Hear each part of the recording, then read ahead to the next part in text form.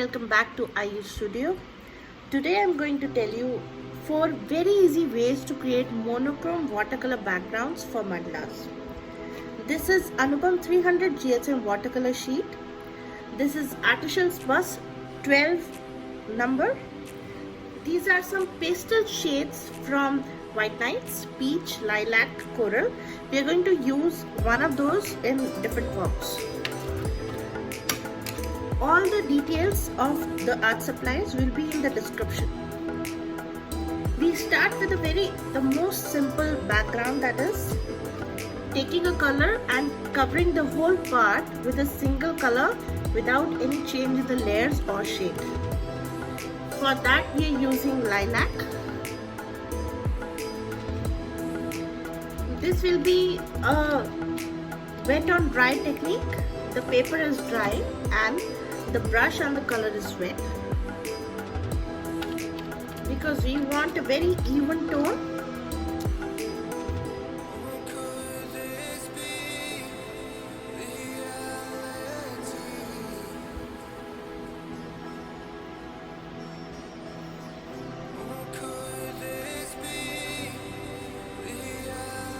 Try and not change the amount of water that you use in every brush stroke, to get the similar shade and not change the shade.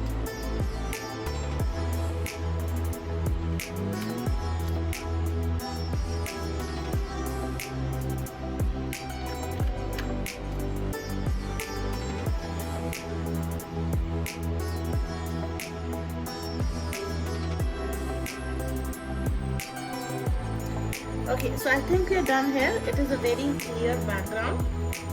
I love how it turned out.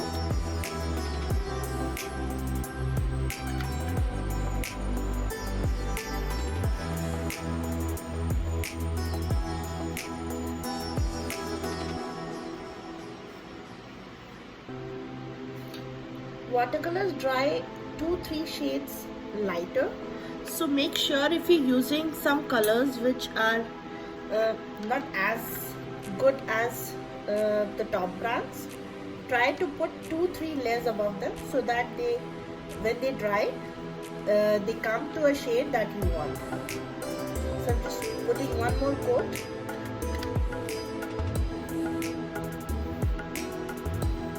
So that I get the desired result and shade. You can see a bit of change when the color is starting to dry at some places now.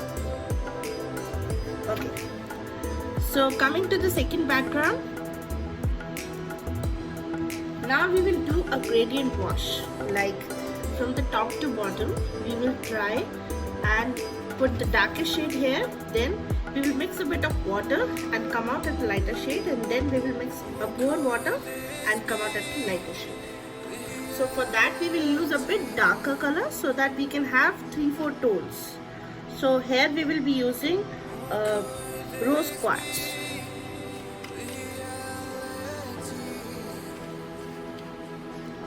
Take the highest pigment for the first wash. This is also a dry and a wet on dry technique.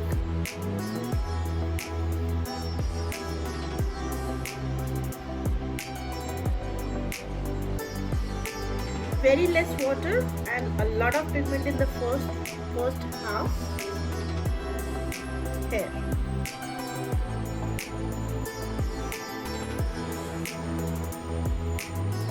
Again, just go over it with a lot of pigment again, so that we get the darkest version of it.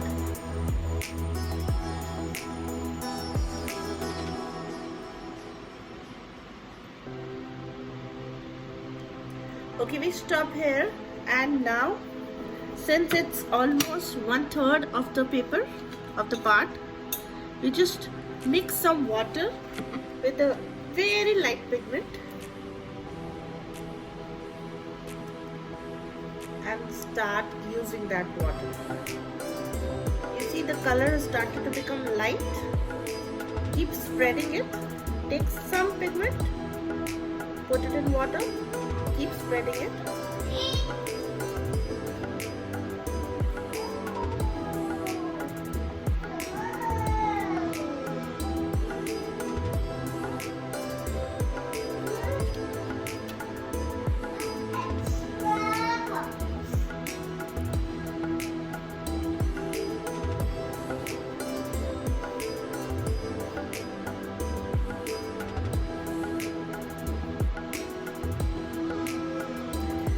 should not get any harsh lines, so keep smudging them with the brush.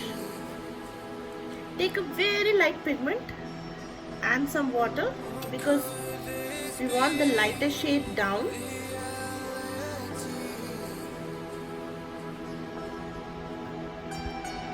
Okay, now we have come to the last part, the last 1/3 part of the paper. So now we are going to use only water and just spread the paint like this.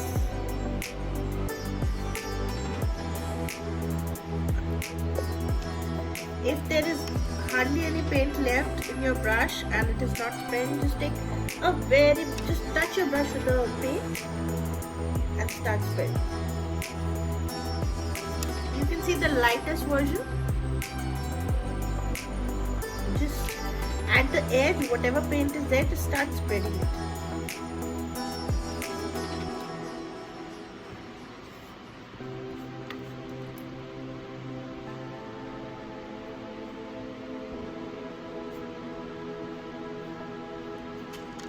Now I'm not very happy with the last shade because these two seem not very different. So I'm just taking a lot of pigment and going on to the first part once again.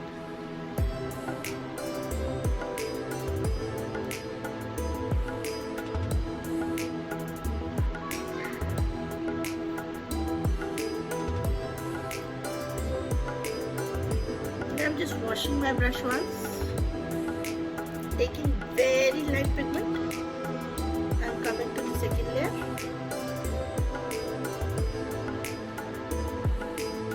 Just washing my brush again and coming to the third part.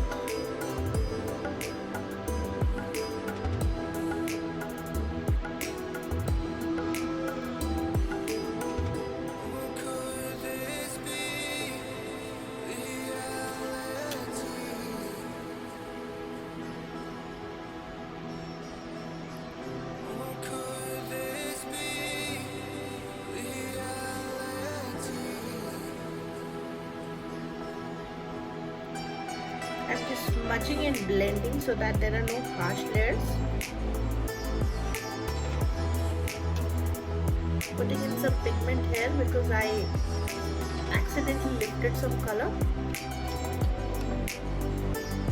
If you have a wet brush, you can accidentally lift some color from the wet areas which you do not want. So I just put some pigment there and now it is looking okay.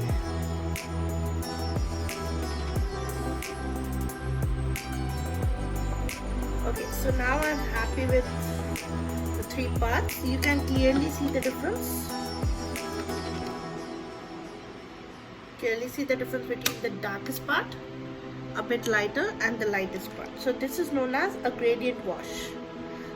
You can always correct your mistakes here and there, and if not, then some of the mistakes can be hidden in the patterns itself. So it's okay. Coming to the third part, this is a very easy one. It's wet on wet. You can use any color for that. It can be light, dark, anything. We will be using peach for this so that it's a bit different. We can differentiate between the backgrounds.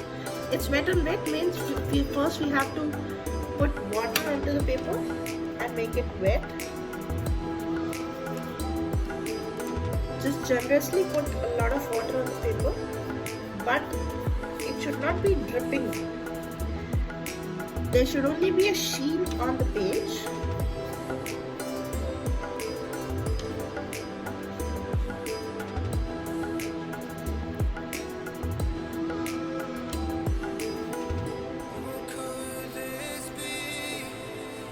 If you are using some darker colors and the water is dirty, just either use 2 bowls or change the water before putting clear water on this. See, can you see the water shining? We just want the shining layer, nothing else. Okay, now taking up, the brush is wet and we have not taken a lot of water in the brush. We've taken the pigment from here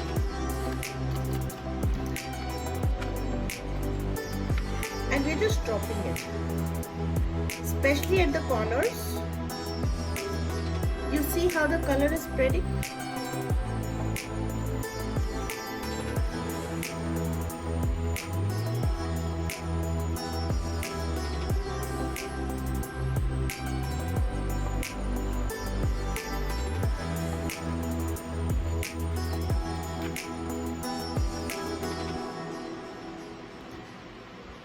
I'm using the darkest pigment at the corners.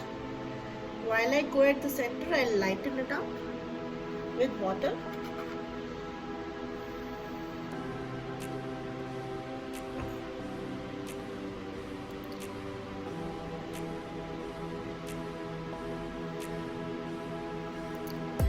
If you feel the water is drying or it is less water, it's not blending itself, then use a damp brush to smudge the color.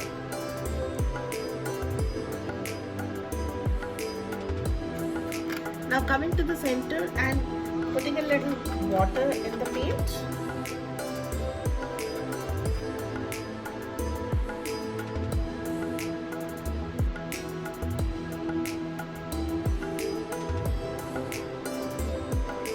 There are some whites on the page. I have intentionally left them to give the paper, paper white change. If you are using a watercolor paper, 300 GSM, 100% cotton, then it will be wet for a long time, and it will make easy.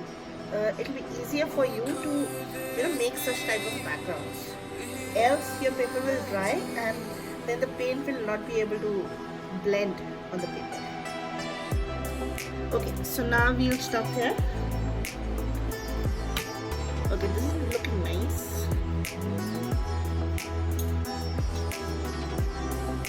Now lastly, the fourth one, we will make an abstract background using only one color. Here we will be using coral. So we will be using some circles as abstract backgrounds. It again will be wet on dry. You don't have to wet the paper. Just take a lot of pigment. In the first go take the highest form of pigment and make some circles.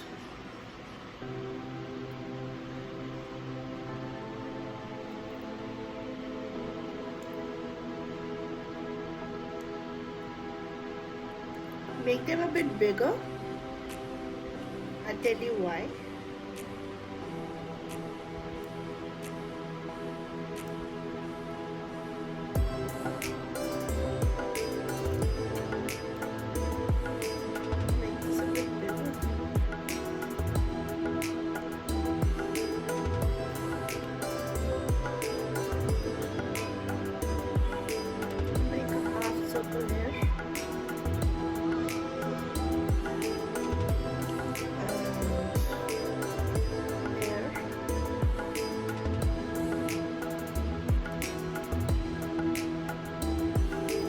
So let it dry.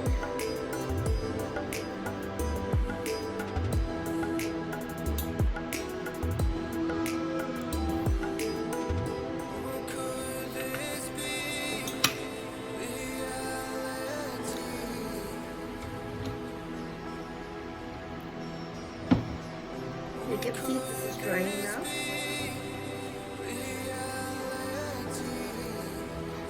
Now take a lighter form of the same color. Use some water. Make a lighter form of the same color and make some more circles. I asked you to dry them first so that even if you by chance hit those circles with the brush, they don't, the color doesn't come off. This is the lighter form of the same color. See how different it is looking? These circles can be a bit smaller, or you can use any other shape of your choice. Triangles, circles, squares, rectangles, or any other form if you do not want shapes. I think the 4 circles are enough. Now I'll make some half circles.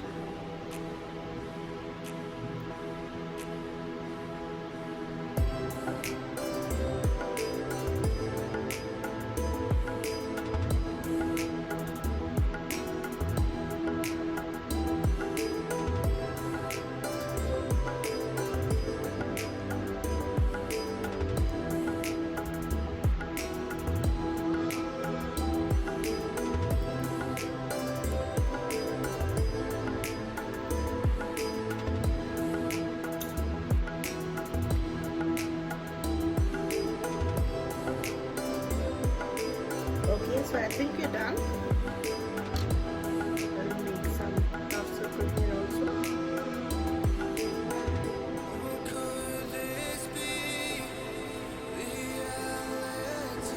If you're not very confident about getting the second shade correct, or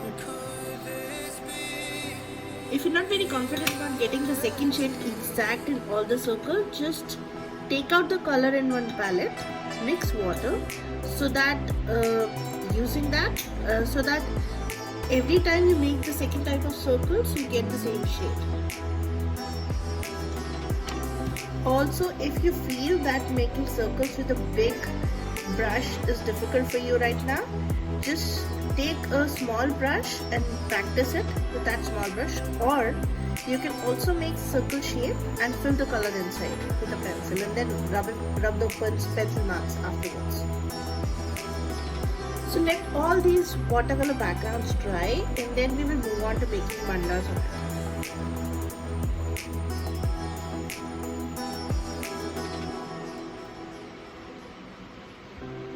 Coming to the favorite part,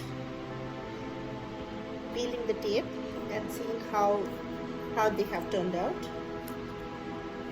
Very slowly start removing the tape.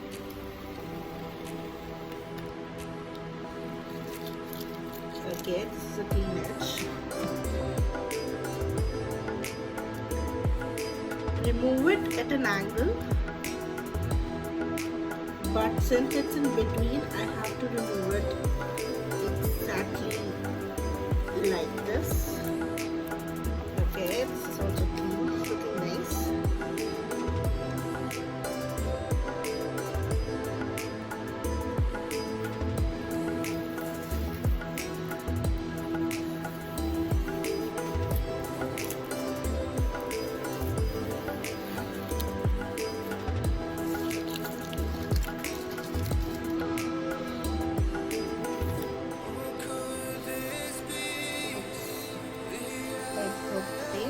I'll just remove it from this side.